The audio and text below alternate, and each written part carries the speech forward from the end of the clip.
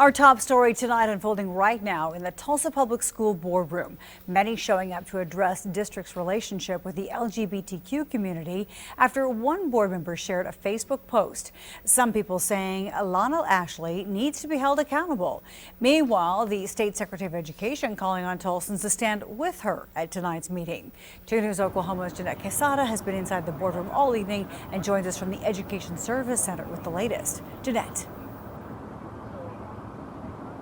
That's right, Karen. Well, 11 people signed up to speak on this topic a week ago, and today each was given 5 minutes to speak. The public comments were scheduled after Laura Bellis raised concerns about social media posts made by District 4 Representative Ilana Ashley. Ashley shared a meme on her Facebook claiming that American third graders were academically behind students in China and India because they were learning about same-sex relationships. Tonight, many speakers raising their voice to ask the board to provide a safer environment for LGBTQ students. One speaker encouraged the board to hear from the students themselves. Bellis urged the board to consider engaging in training that comes from a place of understanding as they make decisions that impact their students. Another speaker sharing his personal experience, saying a safe environment for LGBTQ youth students is the key to suicide prevention. The district prohibits discrimination based on things including sexual orientation, gender expression, and gender identity.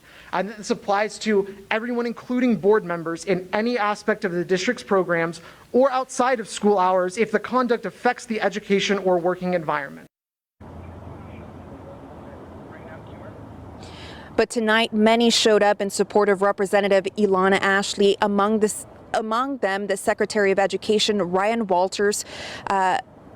And in a statement he shared on Twitter, he said in part, "It has come to my attention that a left-wing mob is targeting Ilana Ashley for diversity, equity, and inclusion training due to pressure from outside racial groups. It would be unacceptable for the Tulsa School Board of Education to require or even entertain this type of targeting of a duty-elected school board member." The statement then concluded with Secretary Walters asking the board to not take into consideration the remarks made by those advocating for the LGBTQ community when making their decision. Now, I did step outside of the meeting as public comment was still happening. Now, that meeting has concluded for now, but we will have more information tomorrow morning at 2 News Oklahoma, and of course on our website, kjrh.com.